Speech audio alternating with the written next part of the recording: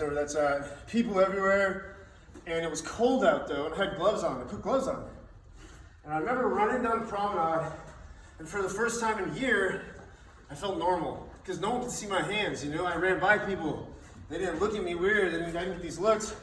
I felt so good. And I remember I came home though, and I cried. I started thinking, you know, when's the day gonna come when I don't need to wear gloves, you know? And it took a while. But, no doubt, here I am, and I'm so happy about my hands. So anyways, thanks for coming. Joe, let me talk about Joe. You know, when people come in your life, they do one or two things. They either add or they subtract. And for you young ones, who you run with decides which direction you run. You know, people are like schools. You know, like fish, they're running schools. You know, the good ones stay together and the bad ones stay together. This is a really good school right here, all you guys. So stay in that school, all right? Who you hang with is so important. I'll talk about a lot of things today. Keep in mind, I'm a coach. It doesn't mean I don't do these things. I make tons of mistakes. Tons of mistakes. A lot of the things you say, don't think I'm perfect. I'm not. I'm far from it. That's why I'm up here for all the mistakes I did make. So, in 2002, on a 18,000 foot mountain, I dove for a fallen climber, trying to stop him as he slipped and fell. We fell down the face of the Jumpa Glacier, and we fell 3,000 feet, if you can believe that, before we came to a stop just short of these cliffs. The same cliffs where 12 people following us the next couple of weeks would die, all went off. So no one knows why we stopped. When we came still, by the way, my nose was off, my ears dangling, I'm sure all my ribs were broken, and my head's the size of a basketball from all the impact. I think my ice axe hit me right here, couldn't do a rock. But I hear someone next to me. I hear the other climber. You know what? A lot of people don't know why me and that climber stopped, but I do. It's because that other climber was my dad. So, let me take you back to, gosh, I can't believe I'm still breathing so hard. No, it's like I ran 17 miles yesterday and I can't do this. I grew up in Arcadia like a lot of you guys. I had every opportunity. I don't know if you guys have done something like this. I had a little square in my backyard where I'd go and I would pitch for hours against that square. I'd take ground balls. Everywhere I went, I had a ball in my hand. That was my thing. I remember I had palm trees out front. We put a line across the palm trees like this so I could kick field goals with the Nerf ball. And I'd be out there all day. That was my sanctuary, you know? That's where I could go. Like, you guys probably understand when you go in the baseball field or whatever, and life just, you know, you're in the moment. It's so much fun. That was my thing. I went to Brophy. Again, I'm fortunate enough to go to Brophy, and that's where the legend of Sports Miller started. All my friends started calling me Sports Miller. I was a running back, shortstop, and point guard. That football season, in 8 games, I think I had 23 touchdowns. And in all honesty, that's because we had a line that weighed 300 pounds. So I was running through holes. We had to beat St. Mary's. I'll bring this up because I know there's some Knights in here. We had to beat St. Mary's in 17 years. We rolled them 54-5 and I had 5 touchdowns. It was great. Good job, man. Thank you. That's for stirring up the music. So sports was my thing. That was my nickname. It was my identity. And I was good at it. For some reason, I was just naturally good at anything that involved a ball. Sophomore year goes around, I'm doing great, and Matt Miller hits his first moment of adversity. Our family really hit the first thing of adversity. I'm going fishing up in North Scottsdale, and I have my hand like this. We're driving a Isuzu Trooper, if you remember those cars. If there's a car made for rolling, that's it. And we're driving, so I'm in the passenger seat. I have my hand like this, and my buddy, I'll keep that anonymous, is trying to go as fast as he can between the construction cones and thinks it's funny. And there's a bump sign, and usually you hit the bump sign, it's a little crack. This was like a launching pad. Launches the car up, crashes. I hold onto the roof because I don't know if my seatbelt's on. And as I hold in between the roof, we roll about, 3-4 times, and the car comes back up on its wheels. I've never been in anything like that. I look over and my friend's hair is all over the place. He had a dip in, I remember, just a back all over his face. And I said, "Yeah, Doc, are we all right?" And I brought my hand in, and I saw his eyes, and I knew something was wrong. I got what they call degloved. All my hand got ripped off, all the skin got ripped off in this hand. And yeah, I'll never forget that. It was before the cell phone, so I laid on the ground for about 40 minutes before the ambulance got there, and I'll never forget the fireman said, we go to Mission Beach each summer, and that was my thing. Wiffle ball in Mission Beach, who's done that? You know, it was the best.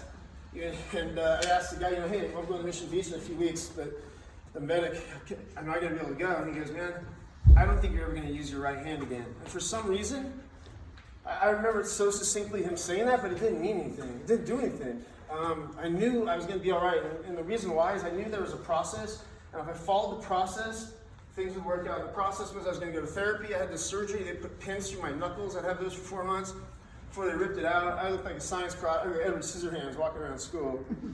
And but I went to therapy. They bent my fingers. I did that, and I made it back. I made it back my junior year, and I couldn't make a fist quite. So I played football. I quit a couple games of the football season. I knew I wanted to play a sport, so I focused on baseball. And I put my head down, and you know what happened? I started hanging out with the right crowd. There's 2 guys that were older than me. You know what they did? They were so much fun. One was the driver of that fish truck. He would study so hard and get everything done and then go play. He played hard. And you guys, going out and playing and doing your stuff is so much more fun when you've been disciplined and you've done your stuff. It makes life so much more enjoyable. And he did this, and these guys got straight A's, and you know what? Because I started hanging out with them, they dragged me along. I got straight A's the last 2 years at Brophy, which was pretty new to me. I wasn't a straight A guy. And I get awarded a scholarship to go to Santa Clara University to play baseball. Like, my dream came true. That's what I wanted to do, was play baseball. And I go to Santa Clara.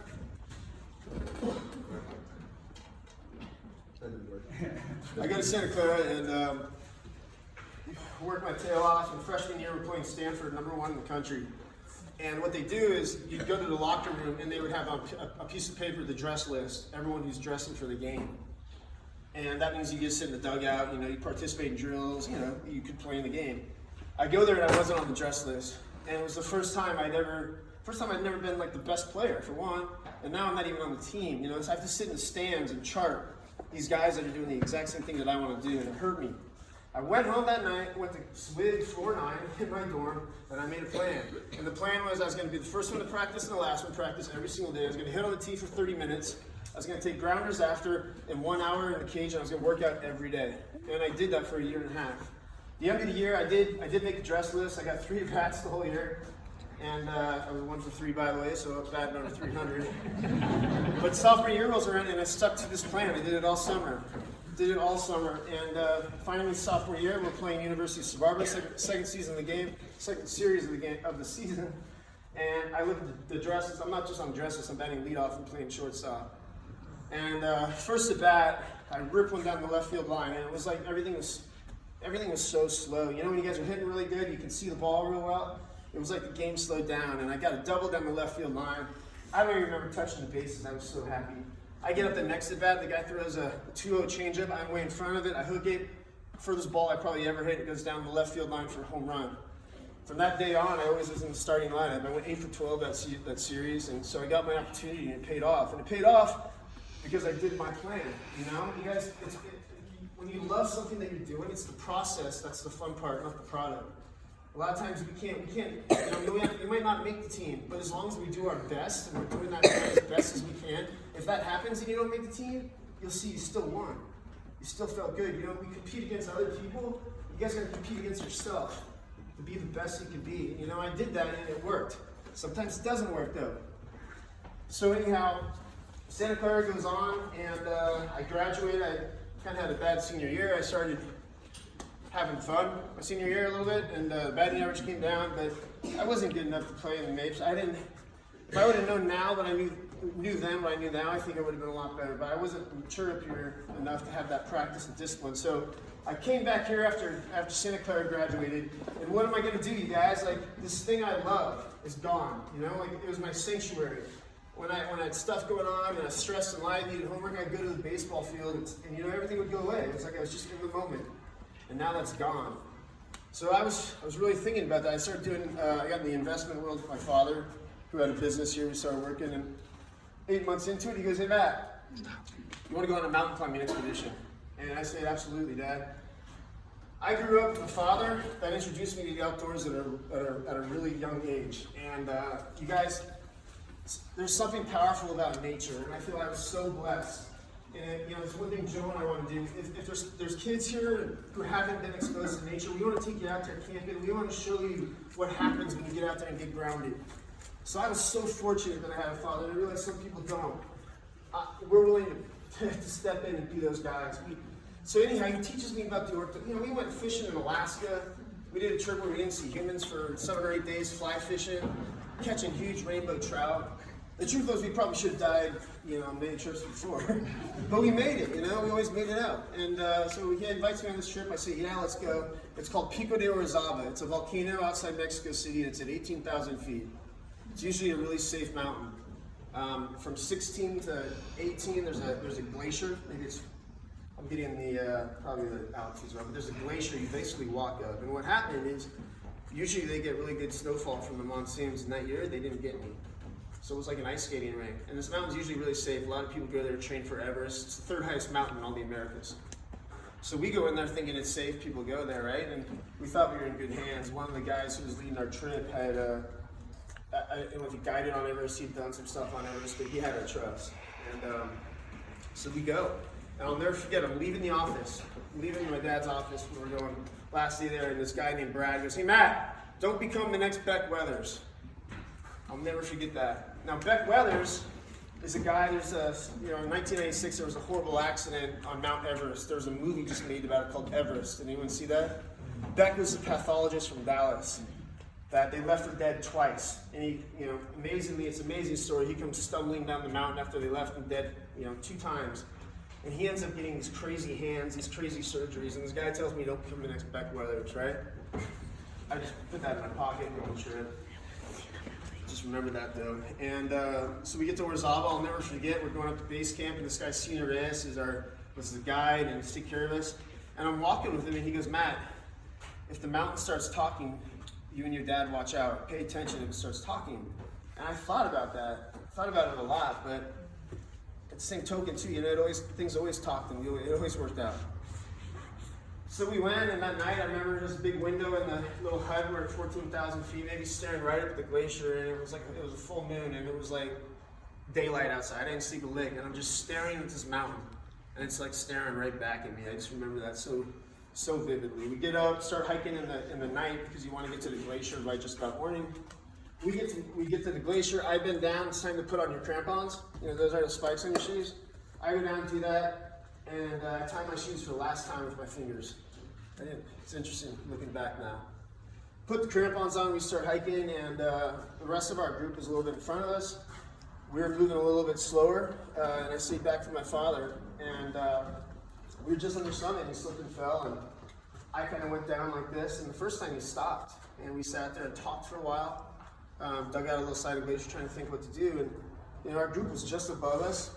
And the other option was for us just to rope up and go down, but we didn't see any advantage in that, any safer options. So the better option we thought was to go up, get our group, maybe rope up or do something like that for safety in numbers. And we're so close, and it always works out, right? Always works out. And he stood up, and I had a corner of my eye, saw him come off like this, and down he went. And I tried stopping him. I remember getting close to his jacket. I remember sliding down. And I remember just looking though. If you look down, it's just straight off a cliff, rocks at the bottom. So if you start sliding this ice skating ring, you're gone. And I dove. And like a lot of people think it was reactionary. That's the cool thing. I had a father that had raised me in a way that it forced me to dive. I had no option. That's what you do. And I remember the first couple seconds, and then it was black. And like I said, we're just at the shore of these cliffs. I don't know how we stopped. His bone's sticking out of his leg. I can hear him moaning to my right. I'm blind now because I have such bad head trauma. My eyes are swollen, so I can't see anything. And I remember I asked, I figured out I was saying to Dad, are you right? And I just remember saying, Matt, don't move. And the sound in his voice, I'll never forget, it was terrifying. So, rest of our group gets down there. Some lady, some Swiss gal finds my nose 30 yards away and puts it back on my face, and it sticks. So I never had surgery. Yeah, I had to fact check that story too. That doesn't sound right, but I think my dad can attest. So anyhow, we're there. I look like hell. His legs sticking out. There's no way to get us off this mountain. They'd have to carry us about 2,000 feet down volcanic spring and rock. In my head, they think I had brain damage. And so the only way off is a helicopter. A Mexican rescue group came up, tends to us, and is making sure we're warm and whatnot. And they're radioing to a helicopter pilot to try to get to us. It's in the afternoon. I can tell it's getting a little bit dark, and I can hear this helicopter come, and then it would go away. And they would come and get real loud. I could feel the air, and then it would go away. And then the last time I remember radioing back to Senor Reyes, he was the one in the Mexican group who came up, and I don't know what he said, but right away Senor Reyes patted me on the chest and just walked away. And that helicopter left, and the helicopter couldn't get up high enough that night. And when it left, it was the loudest silence I've ever heard. Here I am, a grown man, and I'll never remember thinking, like, dude, I would do anything to be hugging my mom right now. And I just wanted safety. So anyhow, I knew it was a tough night. It wasn't real heroic. I didn't battle the night or anything. I just remember it being really, really cold. And they pinned us to the glacier with our ice axes because they knew in the middle of the night we would try to get up and walk off the mountain. And I did.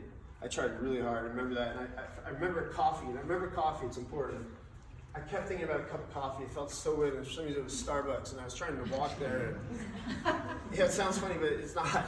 And I'll tell you why coffee's so special. And so anyhow, we make it through the night somehow. Through my eyelids, I can tell it's getting light, and I hear people talking, and I'm out of it, though. It's not like I'm remembering a lot of this, but I hear a helicopter. And someone had a connection, I think, with the U.S. Embassy, got a better helicopter, and the air was denser, I think, in the morning, so they picked us up and rescued us. I'm in this little basket, same with my father. They dropped us off in this little village. I remember it's a playground, this little town, village. I remember kids running around, looking at me like I was an alien. And they picked us up, got us in a van. And take us to Pueblo. We were there for a couple nights, maybe one night. And then they got us to Mexico City where we got the real help. Everyone was worried about my head. Everyone thought I had brain damage, and no one was talking about my fingers or my toes. I was starting to come to a little bit, and I could look, and my fingers were white. But no one really talked about it, I don't think. I don't remember anyone being concerned about it or mentioning it. Maybe it was because they knew it was a second thing to take care of, and I needed the folks on the first priority. But when we got to Mexico City, they tried to give me a CAT scan, check out my head, and I was bouncing off the table, so they couldn't do it. I was so cold. And it was day 3 or 4 or 5, and we're in the hospital. My dad gets his leg put back together. They do a great job. Compound fracture, fix that. And I'm laying in bed next to him, and what they would do is they would take me downstairs and they would debride me, like clean all my wounds, and then bring me back up each day. And I get up there, and in walks my mom and my sister and my sister's husband, so the rest of my family. And I'll never forget making eye contact with my mom the first time. She's probably easily the strongest one in our family. Looked at me and, oh God, I can't imagine what she thought. But she was so strong. She never cried. She never cries. I cried like at the end of Terminator, so like, and I get that from my father. So, but they walked in, and this, remember coffee, this nurse, everything I had so far had been intravenous because my lips were taken off, my face was destroyed, and this lady asked me if I wanted coffee. The nurse did, I said sure. And she brought in this coffee, and just the thought of the warmth going down and everything, and it was like the most god-awful cup of Folgers you could ever see. And I tasted it, and as I tasted it, I saw my family behind. And I just started crying. I'll never forget that moment, because that was the best cup of coffee I've ever had, ever. We don't realize what we have until it's gone. And it's just, every day I have a cup of coffee now, I remember that, but the visual on the other side was my folks.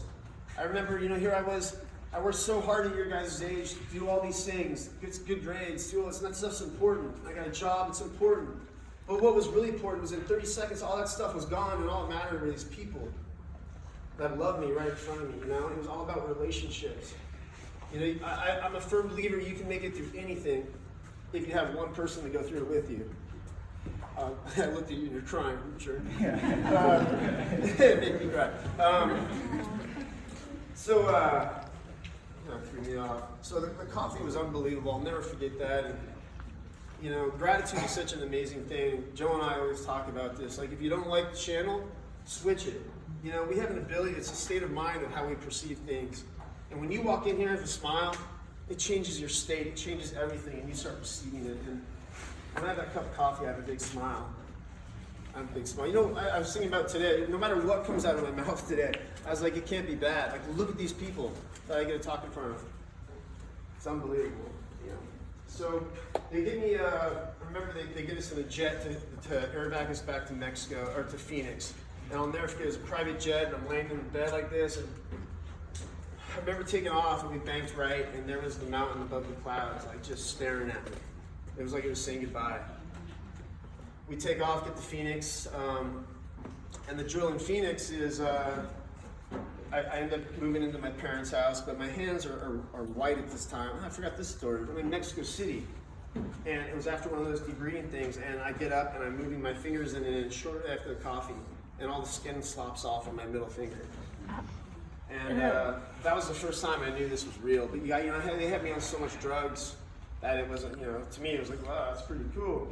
It hadn't really hit yet, but I remember the visual really well. And I also remember thinking, like, the first thing I thought, everyone always asks, what's the first thing you thought when you lost your face? One was picking my nose, but the other was just how am I going to play catch my son, you know? So they get me back to Mexico, and I'm in Phoenix, and I'm at my parents. They do this debriding where they're looking at the fingers, and they think, my head was all right, believe it or not. It's probably because it's a hard thing to hurt. It's not a lot up there. And you can see what happened here too. I had one surgery where they had to sew my eyelid down so my eye wouldn't shut. This ice axe here, my forehead was so bad. When I leaned like this, it would slop. It wasn't even like a stab. Really is amazing. I looked the way I could have looked a lot worse. And so in Phoenix, though, I'm going back and forth from my parents down to the burn unit where they treat me there with my hands. Go back and forth, and the third or fourth day, I walk into my parents' house. My hands are wrapped. I look like just hell. I can barely walk. And on my couch is John McCain. And he had heard about it through a family friend, and he came over there. And, you know, Senator McCain was the first guy to really give me hope. I had no hope up to that moment. And he was so genuine, so authentic. You know, he wasn't a politician for a little bit. And I'll never forget what he said. He said, like, Matt, this could be the best gift you've given once you embrace it. You know, he goes, like when I was in the prison camp, every time they came in there and hit me, beat me. Do you guys even know who Senator McCain is? Yeah. He was a prisoner of war. He was a U.S. guy who got stuck in the war, and he was a prisoner of war, so they beat him and stuff. POW. That was probably a really horrible explanation. You can tell they don't teach history anymore. But so he's an amazing man, and here he is with his arm around me, telling me that I'm going to be okay, telling me that as soon as I embrace this, it could be the best thing I had. You know, in adversity, the only difference between adversity and opportunity is an attitude. And I'll never forget that. You know, I wasn't ready to hear it, but I put it in my pocket, and I remembered that. Things go on. I get Christmas rolls around. I can't open my packages. I flip out. The phone rings, and it's a client of my father's, and he lives in Dallas. And it says, "Hey, I heard about your accident. I want to call you. I also want to tell you should talk to my neighbor here in Dallas. This guy, his name's Beck Weathers." And shortly after there, I'm talking with Beck Weathers, and I'm on my way to Dallas. Get to Dallas. The doctor sits me down. His doctor is Dr. Dre Annigan, amazing guy. He sees my hand, tells my dad to sit down, so I knew something was bad. Takes off the wrap, takes a scalpel and flays it. Just right down the middle, it's black, and just flays up. And he's like, "You have gangrene so bad, we need to get on this immediately." So that kind of made my decision that I have to do this surgery, right? And which I was good, because the fingers were black. They were, you know, we were just hanging on the hope, and there was none left. We needed to move on. So we did the surgery. The surgery is he takes my back muscle, takes my lat muscle, puts it over what was left of my fingers, and tries to save. I think they call it a pre-flap in the medical world. They took some vessels out of my head. I woke up with staples down my head, so my back's flayed open. This hand took 12 hours. This hand took 13 hours. And I was in ICU. We'll never forget ICU. Let me explain. The idea is this muscle provides oxygen, and it will save some fingers. So we were hoping this graft, and it was wrapped, and I was in ICU, and my family would come in, and every day there was a little hole in it. They would stick a microphone down there because they wanted to hear to see if the graft took. And I'll never forget the first few days it didn't do it. It's horrifying. You know, they said it might be swelling, who knows, but I had to sit there and think about that for around 2-3 days, that we're going to do this over again. And they put the microphone down there, we're all around there, and I'll never forget, you just hear and we all started crying. So I had this crazy surgery, end up going back to Phoenix. I bounced back and forth from Phoenix and Dallas for infections, all kinds of stuff. I go back to get what's left of my toes amputated. I do that, and on that last surgery, I'm finally out of the woods, right? I'm free to try to get my life back together, and I get MRSA. And that's a staph infection, like an infection, guys. And I had to have a PICC line put in here, permanent PICC line that went in here. And, you know, here I'm trying to like get back to work, get back to life. I was still working at my dad's when I was doing my CFP, which is a financial planning degree. So that was good. I could like stay home and study, I guess. But I wake up in the morning for 2 hours or an hour, plug in, go to work. Sometimes I had to come home at lunch, plug in, then I go back to work. And I'll never forget too, though, like I would sit there and I would think, I lived in this little condo in Tempe, and I look out at Popgoes, and I remember when I was plugged in, just thinking, what Son McCain said, like, when is this going to come true? Like, how am I going to do this? What am I going to embrace to make this good? And I knew it would take time. So life moves on. A couple months later, put on running shoes with no toes. And I have some toes. I got 3 toenails left on my right. And I wanted to start a process. So 1 mile every day. My feet would bleed. You can actually see blood through my shoe on this one. I do 1 mile a week, 3 times a day, and it turned into 3 miles. And I started doing it, and I felt free. Like it was the first time I felt like Matt again, you know. And it was so weird. People think losing my toes is a disadvantage. I'll tell you what, like I gained so much more than I lost. It's given me so much more, and my body adapted, and I figured out. I'm running a 100-miler in August. And,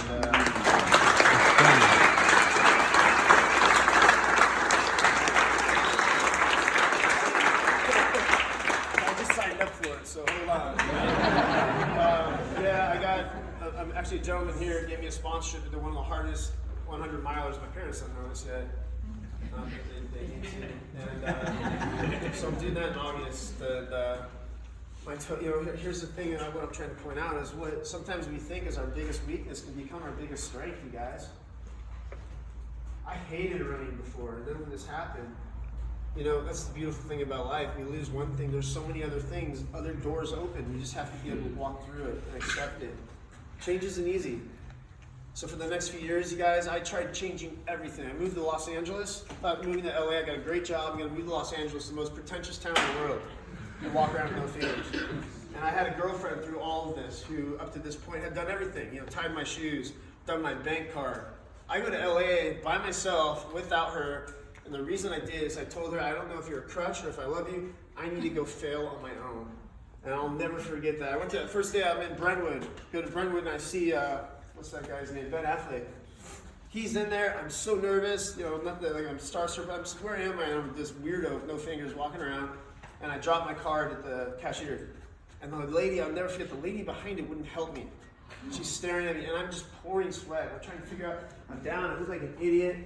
And what I did is I licked my palm real quick, and I could push down, pull up, and I could catch it. So I learned. And that was like basically the next 8 years were little things like that, picking up how to survive and adapt. But you know what I did? I still walked with my hands in my pockets. You know, Joe took these gloves off, and the reason why is he wanted to point out, you know, like, we all want to wear gloves. You know, we all want to hide things that we think others think we're weird or we're insecure, maybe we're overweight. Maybe we have acne or something. People, you guys, I look back at my story, and if I would have walked into the pain and embraced the change, I would have saved myself years of hell and pain. You know what's the most attractive thing? The most attractive thing is when you're in love with yourself and accept yourself for who you are. And I had to learn very hard, you guys, how to do that. Each one of you guys has some unique gift. Each one of you is special, you know? And everything you want to do to be successful, you guys, you have right here and here. I really mean that. You can do anything you want if you make a plan. I'll help you make the plan. Joe and I will help you make the plan. So, years later, what about this gifting that McCain said? I'm a consultant to financial advisors, and I go to my first big meeting. It's in Grand Rapids. Have my suit on, my fingers. All I'm thinking about in this meeting is these guys are going to think I'm a freak. I didn't think at all about what I'm going to talk about.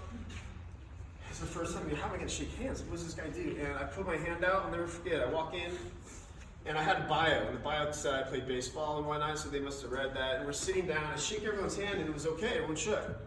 And as we're sitting down, the head guy's looking at me. He goes, "So, I saw you were a baseball player." And I'm like, "What?" I'm thinking his real question is, right? Like, what the heck happened to your hands? And he goes, "What position did you play?" And I go, "Knuckleball pitcher." And now the best part about it is he looks at the guy who's laughing and goes, "I told you so." But then we started laughing, and next thing you know, we have this 2-hour conversation. He's telling me how his wife's fighting cancer. And the other guy starts sharing how he's just lost his son. What happened was my hands became this invitation, it forced me to be vulnerable, so other people would be vulnerable back to me. And that was largely due to my success where I was. We had MBAs from Wharton, Chicago. I was this MBA from Texas that just talked a lot, shook hands, and loved people. And I had a lot of success, and people would give me a hard time because I didn't have clients, I had friends. People always said business is personal. I thought that was BS. Business is 100% personal, So all I did, you guys, is instead of sending text messages, I called people. I told them, I'd make a list, call a friend, tell them I love them. Little things. I'd call clients and ask, "Hey, how'd your son do in T-ball?" But you want to know why? Because I wanted to. Like, it was in my heart, it was authentic. And it's so hard to see authenticity in this world. So I go to the Camino de Santiago. You guys heard of that? I'm looking for answers to go do the Camino. It's a 500-mile pilgrimage across Spain, you guys. And every night you stop in these little hostels. And every night I'd stop in these hostels and people would come up to me. You meet little stories all around the world. And if I don't think anyone's ever heard of that, I highly recommend it. It's the most life-changing thing I've ever done. And it's beautiful. So everyone that's on there, is going through something in their life. And I'd stop and these people would shake my hand and they would tell me all their stories, just like it did in business. And what happened was I became known as the fingerless American. And as I ran into town, I ran every other day. So I ran like 14 half marathons in 25 days or something. But I'd run in, and as I would run in, people would go, "Hey," everyone wanted to talk to me. And here I was the one who needed therapy, and I was everyone's therapist. I'd run in, and they'd go, "Hey, there's the fingerless American," and I'd go.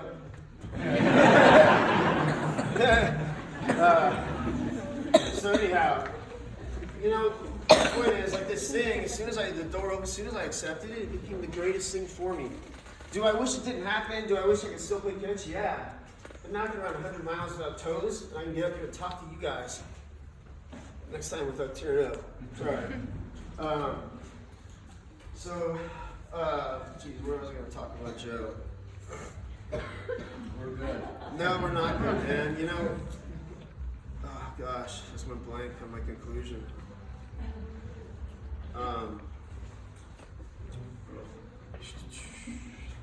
Well, I don't know where I was. I just went blank, I'm not a public speaker. I'm like an authentic storyteller, as you can tell.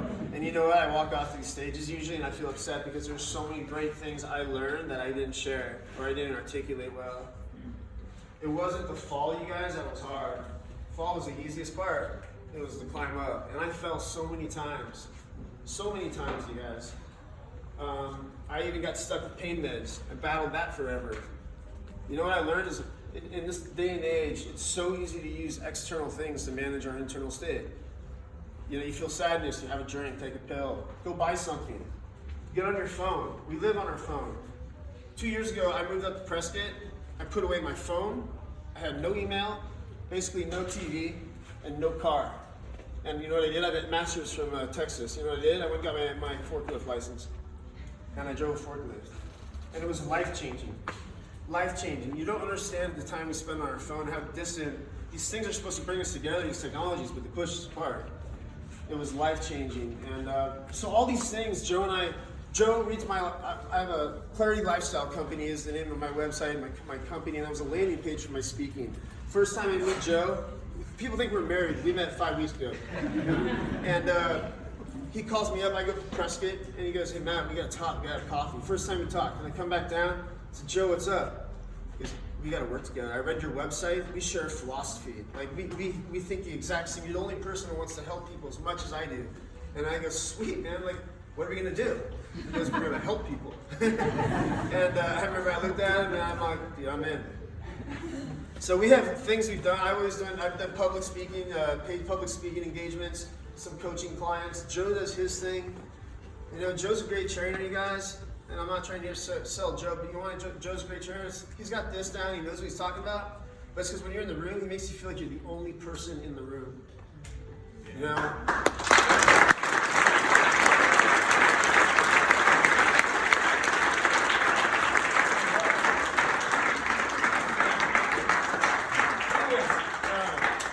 Thank you guys for letting me talk and ramble and bounce all over the place. I learned a lot though, you know, and this has been such a magical moment for me. I can't believe the people that took the time to come here. I hope you found it worthwhile. And if anyone wants to talk about what Joe and I want to do, you know, come talk to us, all right? I just want to love and help people. Thank you.